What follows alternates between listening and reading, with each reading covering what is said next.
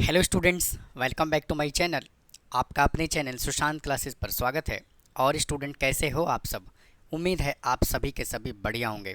तो स्टूडेंट, आज के इस क्लास में मैं स्टार्ट करने जा रहा हूँ applied mathematics class 11th compound interest and annuity का एन्यूटी टॉपिक। यानी कि इस वीडियो में हम एक्सरसाइज नंबर 3 को स्टार्ट करने वाले हैं। और एन्यूटी क्या होता है, एन्यूटी के फॉर्मूले क्या होते हैं, बहुत ही ज़्यादा डिटेल में मैंने इंट्रोडक्शन पार्ट ऑलरेडी अपलोड किया हुआ है। अगर आपने अभी तक नहीं देखा है तो आप देख सकते हैं, और इससे पहले दोनों एक्सरसाइज का वीडियोस का लिंक भी आपको डिस्क्रिप्शन बॉक्स में मिल जाएगा। तो आइए आज की कहानी की शुरुआत करते हैं और बात करते हैं एन्यूटी की। तो स्टूडेंट, वैसे तो एन्यूटी का मीनिंग मैं बता चुका हूँ। तो यहाँ पे एन्यूटी का मतलब क्या होता है, अगर मैं वैसे जनरली बताऊँ तो एन्यूटी का मतलब क्या होता है, इंस्टॉलमेंट। अगर हम कोई भी पेमेंट एक रेगुलर इंटरवल पे अगर हम इंस्टॉलमेंट के उसमें फॉर्म में देते हैं तो उसको क्या बोला जाता है, उसी इंस्टॉलमेंट को हम क्या कहते हैं, एन्यूटी कहते हैं। तो यहाँ पे बेसिकली क्या होता है, एक्सरसाइज को स्टार्ट करने से पहले मैं आपको 3 टॉपिक बता देता हूँ। जैसे यहाँ पे है, फर्स्ट टॉपिक है amount of regular annuity. Generally in तीनों टॉपिक में स्टूडेंट को बहुत ही ज़्यादा कन्फ्यूजन रहता है कि हमें रेगुलर कब लगाना है, ड्यू कब लगाना है और डेफर्ड एन्यूटी कब लगाना है। तो अगर मैं यहाँ से अमाउंट ऑफ रेगुलर एन्यूटी की बात करूं तो इसका मतलब क्या होता है, देखिए। अगर मैं अमाउंट ऑफ रेगुलर एन्यूटी की बात करूं तो इसका मतलब होता है at the eight the end of eight the end of interval.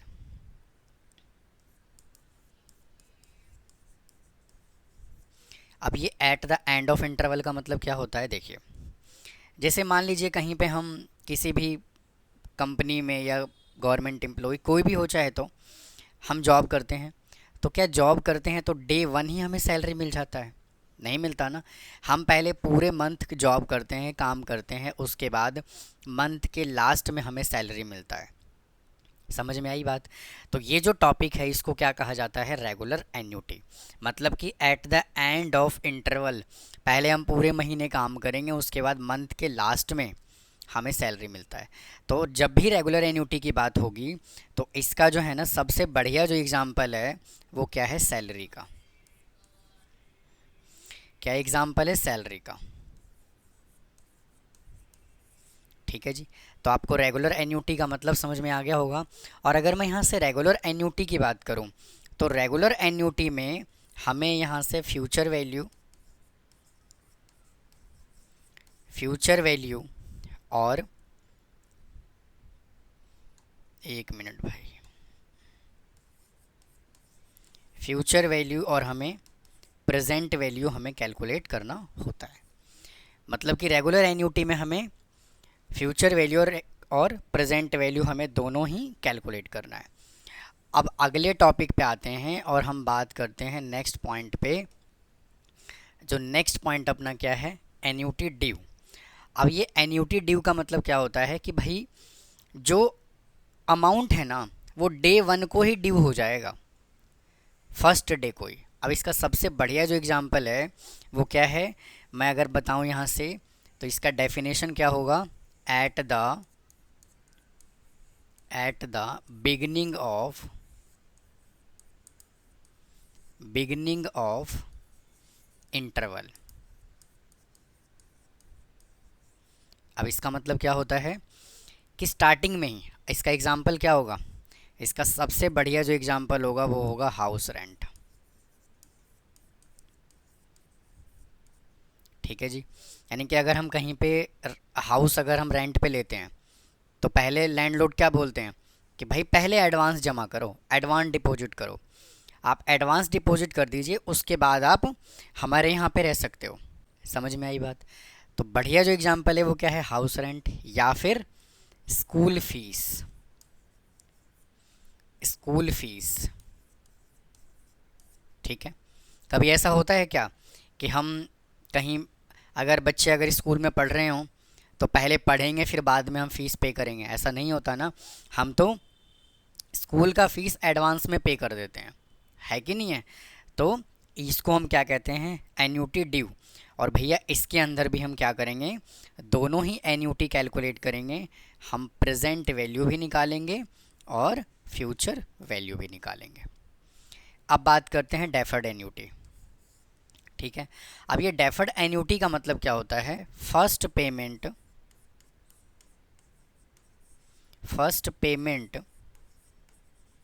Postponed for some time.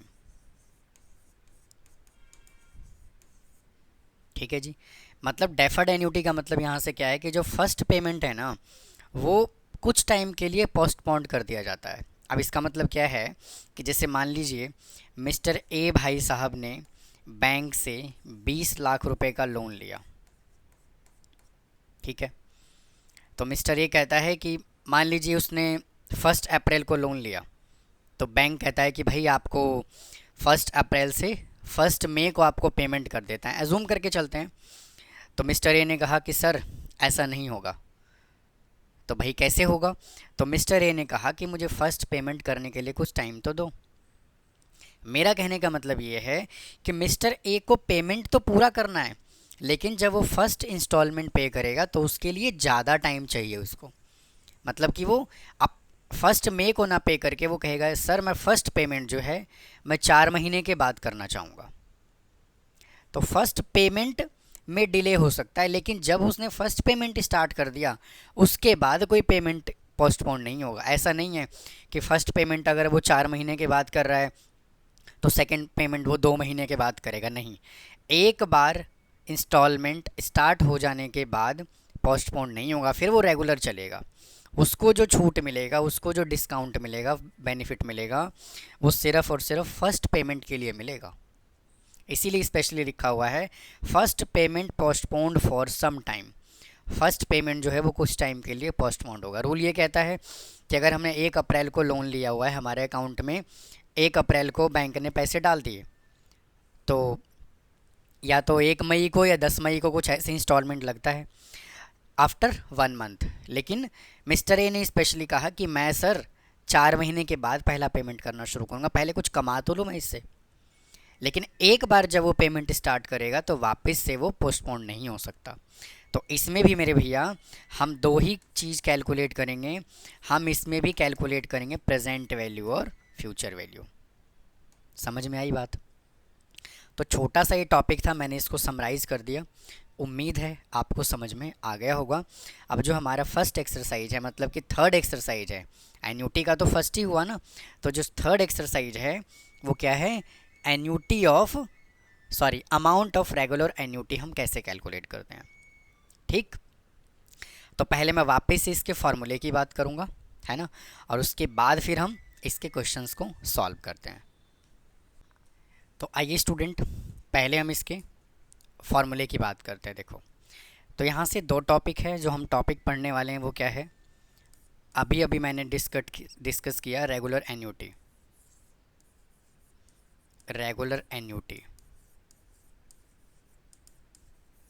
ठीक है, और अगर मैं यहाँ से रेगुलर एन्यूटी की बात करूँ तो रेगुलर एन्यूटी में मैंने अभी आपको कहा कि हम इसमें फ्यूचर वैल्यू और प्रेजेंट वैल्यू निकालना सीखेंगे। तो यहाँ से अगर मैं फ्यूचर वैल्यू की बात करूँ, है ना, अगर मैं यहाँ से फ्यूचर वैल्यू की बात करूँ तो इसका फॉर्मूला क्या होगा? A is equal to R into 1+i raise to power n-1 divided by i, और ये ब्रैकेट क्लोज। ठीक है, रेगुलर एन्यूटी में हम दो टाइप का एन्यूटी पढ़ेंगे। हम फ्यूचर वैल्यू निकालना सीखेंगे और प्रेजेंट वैल्यू निकालना सीखेंगे। तो फ्यूचर वैल्यू को हम जनरली ए से रिप्रेजेंट करते हैं। ए जो होता है वो आपका फ्यूचर वैल्यू होता है। आर का मतलब होता है एन्यूटी अमाउंट,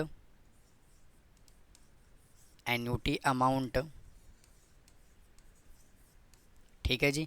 और आई का मतलब होता है यहाँ पे रेट ऑफ इंटरेस्ट,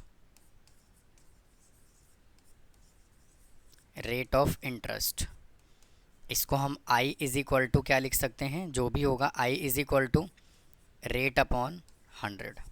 ठीक है, और एन जो होगा वो क्या होगा? टाइम। समझ में आई बात? हाँ कि ना? अब आइए इसके सेकंड फार्मूले की बात कर लेते हैं। देखिए, अगर मैं इसका सेकंड फार्मूला लिखूं, फ्यूचर वैल्यू ना लिख करके अगर हम यहाँ से प्रेजेंट वैल्यू की बात करें, ये तो मेरे भैया किसका फॉर्मूला है, फ्यूचर वैल्यू का। अब इसी में हम प्रेजेंट वैल्यू की बात करते हैं। अगर मैं इसी में प्रेजेंट वैल्यू की बात करूं तो प्रेजेंट वैल्यू को हम p से रिप्रेजेंट करते हैं। तो p is equal to r into 1 minus 1 plus I raise to power n divided by i। ये जो मेरे भैया फॉर्मूला होगा वो किसका होगा, प्रेजेंट वैल्यू का होगा। और ये जो i है ना, यहाँ पे n जो है ना ये नेगेटिव में आएगा, minus n divided by I. ये जो आपका फार्मूला है वो किसका है, प्रेजेंट वैल्यू का। वापस से p का मतलब प्रेजेंट वैल्यू, r का मतलब एन्यूटी, i का मतलब r/100 और n का मतलब नंबर ऑफ पीरियड मतलब कि टाइम। तो इन्हीं दो फार्मूले का यूज़ करके हम इस एक्सरसाइज को सॉल्व करने वाले हैं। और बेसिकली जो मोस्टली क्वेश्चन है वो हम इसी फार्मूले से सॉल्व करेंगे, एन्यूटी टेबल वाले फार्मूले से हम सॉल्व नहीं करने वाले। ठीक है, तो आप इन फार्मूलों को नोट कर लीजिए। अब चलते हैं क्वेश्चन पे, देखिए क्या कहा हुआ है उसने। फर्स्ट क्वेश्चन भैया, फर्स्ट क्वेश्चन कहता है क्या कि फाइंड यूजिंग लॉग टेबल। अगर हम इस तरह से क्वेश्चन को सॉल्व करते हैं ना तो वो लॉग टेबल ही होता है। उसके बाद कहता है the amount of annuity 800 rupees payable eight the end of each year. अब जैसे ही उसने एट द एंड बोल दिया, क्या बोला है देखो, eight the end of each, तो इसका मतलब क्या है कि जो क्वेश्चन है वो रेगुलर एन्यूटी का है। फिर क्या कहता है, टाइम दिया हुआ है 3 इयर्स और रेट ऑफ इंटरेस्ट है 8% कंपाउंडेड एनुअली। ठीक जी। अब देखो यहाँ से आर उसने कितना दे दिया, 800। आर जो दिया उसने 800 दिया, और टाइम यानी कि एन उसने कितना दे दिया, 3 इयर्स दे दिया। यहाँ से हम आई निकालेंगे तो कितना आएगा, 8/100 इज इक्वल टू 0.08। हाँ कि ना। अब ये जो डाटा है वो हम क्या करेंगे, इसके अंदर पुट कर देंगे। और हमें निकालना क्या है, if the money worth 8% per annum compounded, मतलब कहने का ये हमें जो निकालना है वो फ्यूचर वैल्यू निकालना है। और फ्यूचर वैल्यू का फॉर्मूला मैंने अभी अभी आपको बताया है, a is equal to r into 1 plus I raise to power n minus 1 divided by I. ये हमने अभी अभी आपको फार्मूला बताया। तो a is equal to r की जगह पर मैं 800 पुट कर देता हूँ, 1 प्लस आई की जगह 0.08 रेज टू पावर n है 3 माइनस 1 डिवाइडेड बाई 0.08। अब क्या करोगे, यहाँ से a इज़ इक्वल टू इसका डेसिमल हटाओगे और यहाँ पे 100 में यहाँ लिख देता हूँ। ठीक है, तो इससे जब इसको कैंसिल करोगे तो कितना आएगा, 100 आएगा, है ना। तो 10,000 into 1.08 raise to power 3 minus 1 divided by, ये तो डिवाइड तो कुछ होना है नहीं क्योंकि हमने इसको कैंसिल कर दिया। अब देखो, अब हमें 1.08 रेज टू पावर 3 की वैल्यू निकालना है लॉग टेबल से, क्योंकि उसने क्लियरली बोला हुआ है लॉग टेबल से। तो वैसे तो आप इसको डायरेक्ट निकाल सकते हो लॉग टेबल से वैल्यू, और एग्ज़ाम में आपको 1.08 का रेज टू पावर 3 की वैल्यू आपको मिलेगा। कई बार होता है कि डिफरेंट स्कूल जो है वो लॉग टेबल ही प्रोवाइड करते हैं, लेकिन कई स्कूल जो हैं वो डायरेक्ट इसका वैल्यू दे देते हैं। तो 11th क्लास है तो कुछ कह नहीं सकते हैं, स्कूल पे डिपेंड करता है। लेकिन जब हम 12th क्लास की बात करें तो इसका वैल्यू आपको डायरेक्ट क्वेश्चन पेपर में ही मिलेगा। हाँ, अगर रेज टू पावर 3 है तो मे बी 1% ना दे क्योंकि मल्टीप्लाई करवा दे, लेकिन पावर 4 हो, 5 हो, 6 हो तो उसका वैल्यू तो आपको क्वेश्चन पेपर में ही मिलेगा। इसका भी मिलेगा, ऐसा कोई बड़ी बात नहीं है कि नहीं मिलेगा। तो देखिए यहाँ पे क्या है, 1.08, तो इसका वैल्यू मैं यहाँ से कैलकुलेट करता हूँ। आइए इसको हम कैसे कैलकुलेट करते हैं, देखो आपको छोटा सा हिंट देता हूँ। मैं क्या करता हूँ, इसको x is equal to assume कर लेता हूँ 1.08 रेज टू पावर 3, है ना। फिर टेकिंग लॉग बोथ साइड करेंगे तो यहाँ से आ जाएगा आपका log x is equal to log 1.08 raise to power 3। अब ये log x रहेगा as it is, is equal to 3 आ जाएगा आगे, तो यहाँ से आ जाएगा log 1.08। अब क्या करोगे, 10 के 8 में चेक करोगे, है ना, 10 के 8 में चेक करोगे तो क्या आएगा, तो log x is equal to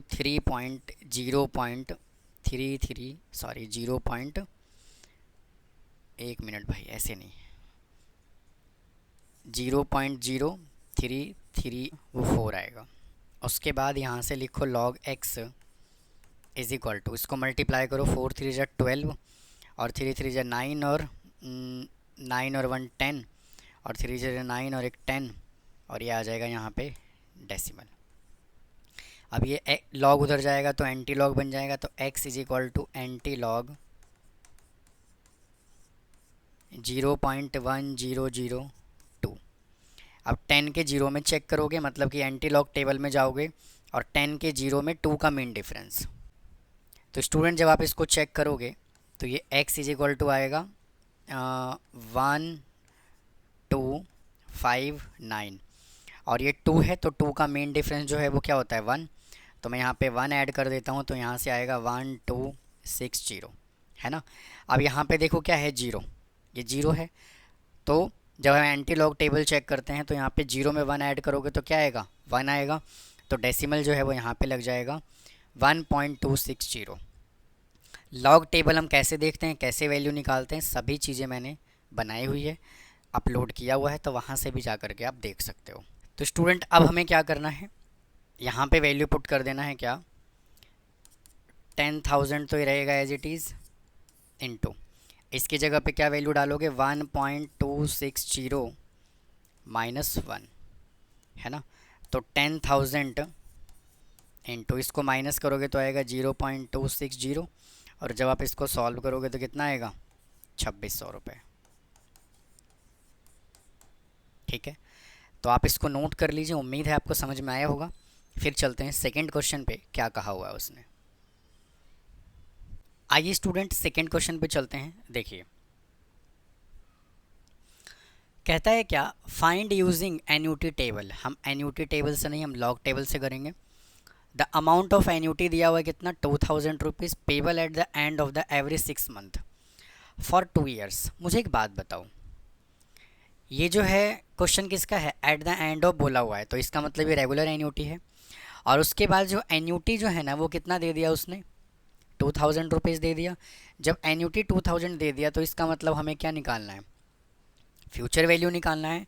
तो इसके अंदर जो है ना वो आर आपको दे दिया उसने 2000 रुपीज़। अच्छा, अब रेट ऑफ इंटरेस्ट कितना है 10% है ना, और एवरी 6 मंथ बोला हुआ है, तो यहाँ से हम आई निकाल लेंगे। 10% बोला हुआ है तो 10/100 और हाफ ईयरली है तो 2 से डिवाइड भी करेंगे तो आ जाएगा 0.05। समझ में आई बात। और टाइम है 2 ईयर्स, है ना, एन जो है वो 2 ईयर्स है और हाफ ईयरली है तो एन इज इक्वल टू क्या आ जाएगा 4 हाफ ईयरली। हाफ ईयरली इसमें तो किसी को प्रॉब्लम नहीं होना चाहिए। अब देखो फॉर्मूला लिखो, a is equal to R into 1 plus I raise to power n minus 1 divided by I. ये जो होता है फार्मूला होता है। तो a हमें कैलकुलेट करना है, r हमें दिया हुआ है 2000 rupees into 1 plus 0.5 raise to power 4 minus 1 divided by 0.5 0.05। इसका डेसिमल हटा दो और यहाँ पे 100 लगा दो। ठीक है, अब इसको कैंसिल करोगे 5 से तो 5 4 जा कितना होता है 2000 होता है, और इसको इससे मल्टीप्लाई करोगे तो कितना आएगा 40,000 आएगा। तो 1.05 raise to power 4 minus 1 is equal to 40,000 into, अब देखिए मैं लॉग टेबल से मैं इसका डायरेक्ट वैल्यू लिख देता हूँ क्योंकि इसके पहले मैंने आपको निकाल के दिखाया था। तो 1.05 रेज टू पावर 4 की वैल्यू जब आप लॉग से कैलकुलेट करोगे ना तो क्या आएगा देखिए 1.2155। ठीक है, और ये -1 है तो ये आ जाएगा -1। अब क्या करो, इसमें से -1 करोगे तो ये आ जाएगा 40,000 इंटू 0.2155। और जब आप इन सभी को कैलकुलेट कर लोगे तो कितना आएगा, इसको 4 से मल्टीप्लाई करो 2155 को, इसको 4 से मल्टीप्लाई करो, 4 5 जा 20, फिर 22 और 4 और ये 6, 4 2 जा 8, मतलब कि 8620 और फिर ये 4 जीरो, तो डेसिमल यहाँ लग जाएगा, तो 8620 समथिंग यही आपका आंसर आएगा। और मैं आपको एक चीज़ और बता दूं कि जब हम लॉग टेबल से वैल्यू चेक करके जब हम कैलकुलेट करते हैं ना आंसर को, तो कई बार आंसर जो है वो थोड़ा बहुत ऊपर नीचे आ जाता है। जैसे मान लीजिए अगर यहाँ पे 8620 आया तो हो सकता है 8600 आ जाए, 8626 आ जाए। तो परेशान होने की ज़रूरत नहीं है, क्योंकि लॉग टेबल से जब हम वैल्यू को चेक करते हैं तो अगर एक दो डिजिट भी अगर हमने राउंड ऑफ कर दिया या ऊपर नीचे कर दिया तो आंसर जो है वो चेंज हो जाता है। तो इसके लिए बिल्कुल घबराने की ज़रूरत नहीं है कि आंसर तो मैच ही नहीं हो रहा, थोड़ा बहुत अगर ऊपर नीचे आए तो चलेगा, कोई प्रॉब्लम नहीं है। ठीक, आइए अगले क्वेश्चन की तरफ चल देते हैं। आइए स्टूडेंट नेक्स्ट क्वेश्चन की तरफ चलते हैं। देखो क्या कहता है, कहा हुआ है इसने find the amount of the annuity ₹1500 payable. देखो इसने आर हमें कितना दे दिया, 1500, आर हमें दे दिया उसने ₹1500। Eight the end of the every month, every 3 month, जब भी and eight the end of आए क्या हो गया, रेगुलर एन्यूटी हो गया। 3 मंथ फॉर 1 ईयर। अब देखो टाइम जो गिवन है ना वो 1 ईयर गिवन है, लेकिन हर एक 3 महीने में दे रहा है वो, तो कहीं ना कहीं क्वार्टरली की बात कर रहा है वो। तो इसका मतलब क्या हो गया, 4 क्वार्टरली। उसके बाद क्या कहता है, if money is worth 12% per annum, तो यहाँ से हम आई निकालेंगे तो 12% का मतलब 12/100 इंटू क्वार्टरली है तो 4 से डिवाइड कर दोगे तो आ जाएगा 0.03। तो यहाँ से अमाउंट निकालने का फॉर्मूला क्या होगा, R into 1 plus I raise to power n -1 divided by I. तो a is equal to, R हमें कितना गिवन है, 1500 रुपये गिवन है, 1500 गिवन है, 1 प्लस आई है 0.03 रेज टू पावर n बोले तो 4 डिवाइड -1 0.03। तो वापस से क्या करो, इसका डेसिमल हटा दीजिए और यहाँ पे 100 लगा दो। तो 5 से इसको कैंसिल करोगे, सॉरी 3 से कैंसिल करोगे तो 500 आएगा, और 500 को 100 से मल्टीप्लाई करोगे तो 50,000 आएगा इंटू, इसको सिंप्लीफाई कर लो 1.03 रेज टू पावर 4 -1। तो यहाँ से 50,000 इंटू, और इसका वैल्यू देखो डायरेक्ट आपको क्वेश्चन में गिवन है 1.1255, 1.1255 -1। तो यहाँ से 50,000 इंटू, इसको माइनस करोगे तो 1255 आएगा, 0.1255। आप इसको कैलकुलेट कर लीजिएगा, आपका आंसर आ जाएगा, है ना। मल्टीप्लाई करना है, कर लेंगे आप लोग। आइए अगले क्वेश्चन पे चलते हैं, आप इसको नोट कीजिए। आइए स्टूडेंट अगले क्वेश्चन पे चलते हैं, देखिए क्या कहता है। नेक्स्ट क्वेश्चन कहता है क्या, बहुत ध्यान से इसको रीड करिएगा, थोड़ा सा डिफरेंट क्वेश्चन है ये। देखो क्या कहता है, कहता है what sum of money must be deposit in a bank at the end of 3 years. मतलब कि कितना अमाउंट वो 3 साल तक डिपॉजिट करे, लेकिन at the end of each year, और जैसे ही उसने at the end of each year कहा तो इसका मतलब क्या है कि रेगुलर एन्यूटी का क्वेश्चन है। For 3 years to get 10,000 rupees, और कितना मिलेगा उसको, 10,000 रुपये। फिर कहता है at the to get at the end of the 10,000 at the end of 5 years, 5 साल के बाद। ए bank page interest 8% per annum compounded annually, use annuity table. देखो इस क्वेश्चन को ना समझते हैं कि क्या कह रहा है। वो कह रहा है कि वो कितना रुपए डिपॉजिट करे 3 साल तक eight the end of each year, बहुत ध्यान से समझिएगा। और टोटल जो ईयर हमें गिवन है वो 5 ईयर्स गिवन है, लेकिन वो 3 साल के एंड में बात कर रहा है वो। तो इसका मतलब ये है कि इस क्वेश्चन को मैं 2 पार्ट में डिस्ट्रीब्यूट करता हूँ। ये मैं लिख देता हूँ 3 ईयर्स इधर, और ये मैं इधर लिख देता हूँ 2 ईयर्स एक्स्ट्रा। उसने 3 साल तक कहा कि eight the end of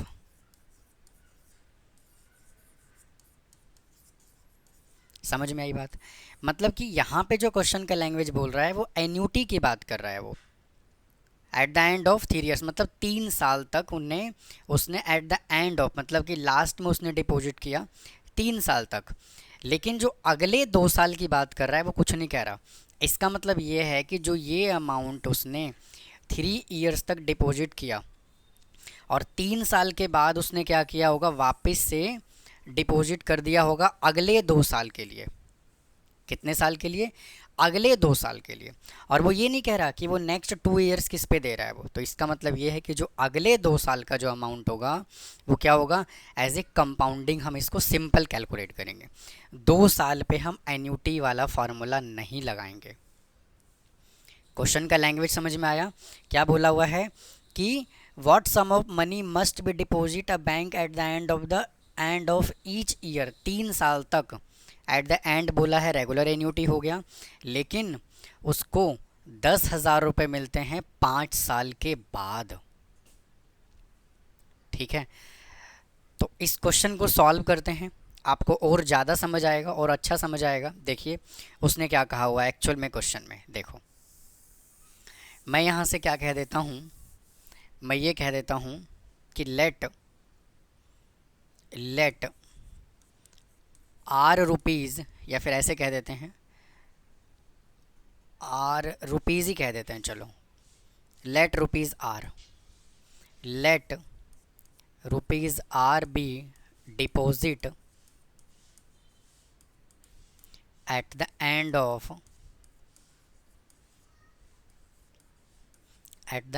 of each year. ठीक है, तो इसमें भैया जब आप एन्यूटी वाला फॉर्मूला लगाओगे तो क्या बनेगा, देखो अगर मैं यहाँ से अमाउंट की बात करूँ तो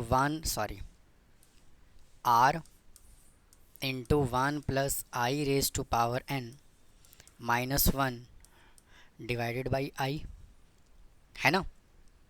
तो a को मैं यहाँ a ही रखता हूँ और r को मैं r रखता हूँ 1 प्लस, और i कितना हो जाएगा, i इज़ इक्वल टू 8% है तो 8/100 इज़ इक्वल टू 0.08 होगा। तो यहाँ से आ जाएगा 0.08 raise to power 3 minus 1 divided by 0.08। ये मेरे भैया कितने साल के लिए हो गया, 3 साल के लिए उसने डिपॉजिट किया। लेकिन उसको 5 साल के बाद में आफ्टर 5 ईयर्स उसको कितने पैसे मिले, 10,000 रुपये मिले। क्वेश्चन को समझिएगा, मैं बार बार प्रेशराइज कर रहा हूँ कि क्वेश्चन को समझिएगा। उसको 5 साल के बाद कितने पैसे मिले, 10,000 रुपये। तो क्या ये जो अमाउंट आएगा, मतलब ये जो अमाउंट आएगा ये वाला, भाई ये जो भी अमाउंट ये होगा, 1 मिनट, ये जो भी वैल्यू आएगा वो 3 साल का होगा और 4th ईयर के लिए वो प्रिंसिपल का काम करेगा, हाँ कि ना। भाई यहाँ से जो भी अमाउंट मिलेगा वो 3 साल का होगा ये वाला, और चौथे साल का वो प्रिंसिपल का काम करेगा कि नहीं करेगा, है ना। और वो एन्यूटी 3 साल के लिए ही बोला हुआ है। तो यहाँ से क्या होगा, दिस अमाउंट इज़, मैं लिख देता हूँ यहाँ पे, this is principal for 4th year. ये अगले साल का क्या होगा, प्रिंसिपल होगा। अब वो 5 साल के बाद की बात कर रहा है, 5 साल के बाद की बात कर रहा है। तो वापस से अगर मैं a is equal to 1 plus r/100 raise to power n लगाऊं तो यहाँ से क्या आएगा, a is equal to 1 plus, और ये क्या आ जाएगा 0.08 रेज टू पावर 2। भाई अगले 2 साल के लिए होगा, और टोटल 3 साल का ये और 2 साल का ये, टोटल जो हमें अमाउंट गिवन है वो कितना गिवन है, 10,000 रुपये गिवन है, 10,000 रुपीज़ गिवन है। तो दोनों को मैं कैसे लिख दूंगा, ये 10,000 रुपीज़ यहाँ पे आ गया इज़ इक्वल टू, और ये आर रहेगा एज इट इज़, ठीक है। और यहाँ से कितना आ जाएगा 1 plus 0.08 raise to power 3 minus 1 upon 0.08, ये प्रिंसिपल होगा, ठीक है। और फिर वापस से 2 साल का हमने यहाँ पे और लगा देना है, ठीक है जी, समझ में आई कि नहीं आई? उम्मीद है आपको समझ में आ गया होगा। अब देखो, इसको सॉल्व करना है तो 10,000 को लिखोगे as it is equal to R into, है ना। अब इन सभी वैल्यू को ना जब आप कैलकुलेट करोगे, इसको जब सॉल्व करोगे तो आएगा 1.260 माइनस 1 डिवाइडेड बाई 0.8, और इसको जब सॉल्व करोगे तो आएगा 1.1661। अब यहाँ से 10,000 इज इक्वल टू 2.260 और ये decimal divided by 0.08 into R, है ना, और इंटू 1.1661। ठीक है, तो थोड़ा सा क्या करोगे, सॉल्व करोगे इसको, तो आ जाएगा 10,000 into 0.08 divided by 0.260 into 1.1661 is equal to R. तो जब आप इन सबको सॉल्व करोगे तो 2631 आएगा। और स्टूडेंट, इस जो आपके बुक में आंसर दिया हुआ है वो 2640 गिवन है। तो मैंने इसके पहले वाले क्वेश्चन में ही बताया था कि जब हम एनयूटी के क्वेश्चन को सॉल्व कर रहे होते हैं तो थोड़ा बहुत ऊपर नीचे हो सकता है। अब ये 2631 कैसे आया? अब इसको जब हम सॉल्व कर रहे थे ना भाई, इसको जब हम सॉल्व कर रहे थे तो आ रहा था 1.2597। भाई जब इसको सॉल्व कर रहे थे, हम इस वैल्यू को सॉल्व कर रहे थे, तो आ रहा था यहाँ पे 1.259, है ना। तो मैंने क्या किया, इसको राउंड ऑफ करके 2.60 कर दिया।